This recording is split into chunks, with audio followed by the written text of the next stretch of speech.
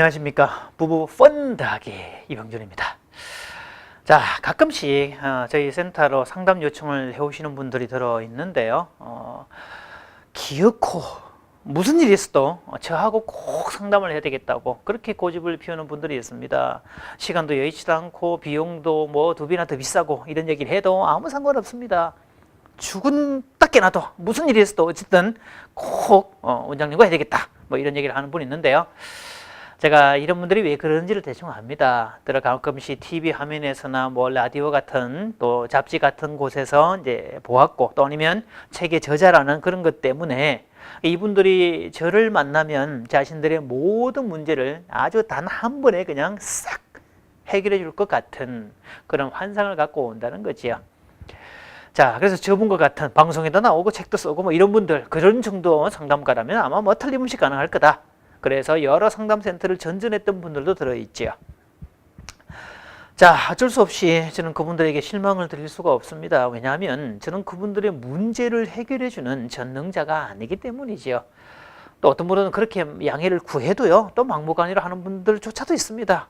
야, 그러나 분명한 것은 제가 그 외부 사람들, 그러니까 오는 사람들의 배우자를 바꾼다기보다는 그 사람에게 바꿀 수 있는 능력을 준다고 보는 게 맞지요.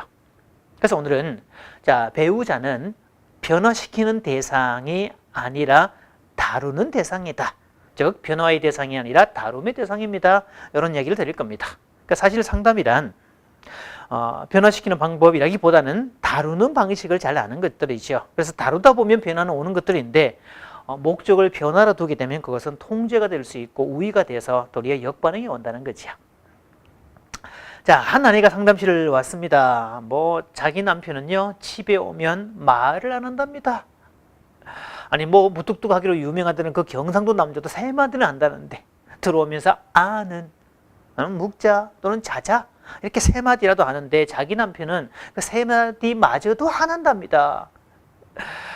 어떨 때는 차라리 이 언어 장애인과 결혼한 게 나을 뻔했다라고 푸념을 늘어놓기도 하고 자기는 집에만 가면 졸지에 청각 장애인이 된다 라고까지 하소연을 늘어놓습니다. 정말 그 입에 평소에 거미줄을 치는 입인데 야, 그 평소에 거미줄 치는 그 입으로 뭘 먹을 때는 또 얼마나 열심히 잘 달려오는지 막 그거 쳐다보면 정말 속에서 천불이 난다는 그런 표현들을 씁니다.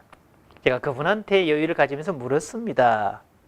자, 혹시 남편께서 항상 또 누구에게나 말을 안 하십니까?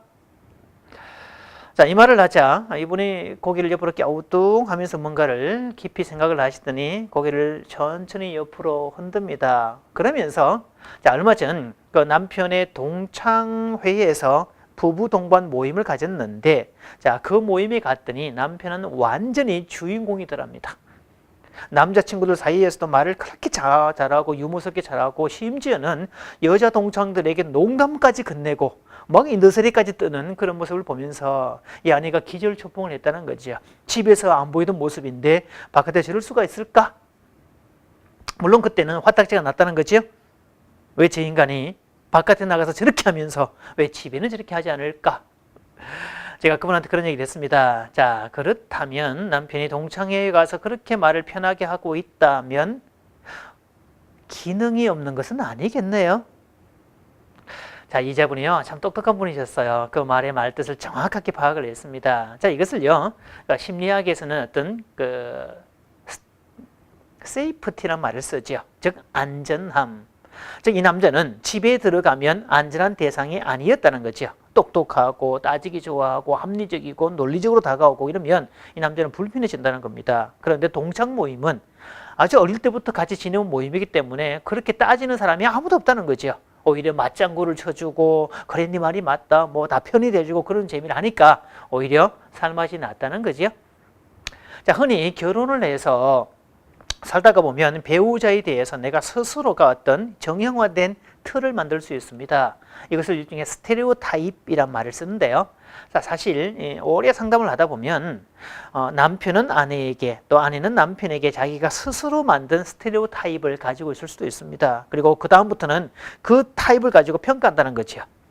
그래서 다른 얘기를 하더라도 꼭 그걸 가지고 평가를 해서 그럼 그렇지 또 다른 그 정반대 행동을 하더라도 그런 인간이 어쩐 일로 이렇게 나온다는 거예요. 그래서 객관적으로 보지 못하는 현상을 갖게 됩니다. 자, 이 아내가 남편에게 세이프티를 주지 않았다는 사실을 깨닫고 그러면서 이 아내가 덧붙여 하는 말이 있었습니다. 사실은 자기가 남편하고 결혼할 때 아마 그 동기 중에 한 가지는 정말 애정적으로 막 끌리고 정말 사랑하고 죽고 뭐 저런 관계가 아니라 자기 마음속 한쪽에서 이 남자가 참 불쌍했다는, 참 가련했다는 느낌이 있었답니다. 왜냐하면 어릴 때 어머니를 잃고 형님에게 자랐던 그런 케이스라서 참 외롭게 자랐다는 거지요. 그래서 자기도 모르게 이 남자의 뭔가가 되어야 되겠다, 이 남자의 친구가 되어야 되겠다, 내가 결혼해 줘야 되겠다 라는 뭔가 그런 결심을 생각을 했다는 거지요. 그때 자기가 가졌던 그 생각과 연결이 된 겁니다.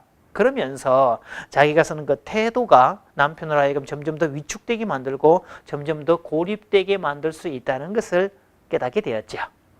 자, 그 다음부터 이 아내가 한 작업은요, 주말마다 둘만의 조촐한 희망의 타임을 가진 겁니다. 희망의 타임이라 그러니까 아마 뭐 오해하시는 분 있을 거예요. 희망의 타임, 호프 타임. 그 둘이서 맥주를 한 잔씩 하는 그런 시간을 가졌다는 뜻이 되죠. 자, 그러면서 잔소리하지 않고 둘만의 조촐한 어떤 그 호프 타임을 가졌더니 남편이 말을 서서히 하기 시작을 하고 또 동창회에서 보였던 그런 유머나 그런 것들도 보여주었다고 얘기를 합니다. 자, 결혼 연차가 오래되신 분들은 압니다. 배우자를 변화시키려고 시도하는 게 얼마나 힘든지를. 그래서 시도하다가 도저히 안 되면 포기하게 되는데 양쪽이 포기하는 그 시점부터 둘 간에는 평화가 만들어집니다. 피차해봤자 안 된다는 것을 알기 때문에 에너지를 시도하지 않는 거지요. 그러나 그 평화는 위장된 평화지 그 밑에는 엄청난 용암이 끓고 있다는 것을, 그래서 어떤 계기가 터지면 마치 화산이 폭발하듯이 터지게 된다는 거지요. 어떤 면에서 배우자를 변화시키겠다고 덤비는 것만큼 어리석은 일 없습니다. 자, 그 안에는 배우자를 변화시키겠다는 의지보다는 배우자를 다루겠다는 쪽으로 터닝을 했기 때문에 보다 객관적으로 볼 수 있었고 남편한테 세이프티를 제공함으로써 남편이 점점 더 다가오게 만들었다는 거죠. 혹시 여러분 가운데 배우자가 바뀌지 않는다고 정말 불만이 가득하고 막 도저히 못 살겠다고 푸념을 늘어놓는 분 계십니까? 자, 그러기보다 물론 뭐 푸념 늘어놓고 또 주변 사람이 푸념을 받아주면 좋겠죠. 자, 그렇게 할지라도 또 푸념만 늘어놓기보다는 지금 이 단계에서 내가 무엇부터 할 수 있을까를 생각하시는 게 훨씬 더 현명할 겁니다. 반드시 염두에는요, 배우자는 변화의 대상이 아니라 다룸의 대상이라는 사실을 기억해야 되겠죠. 감사합니다.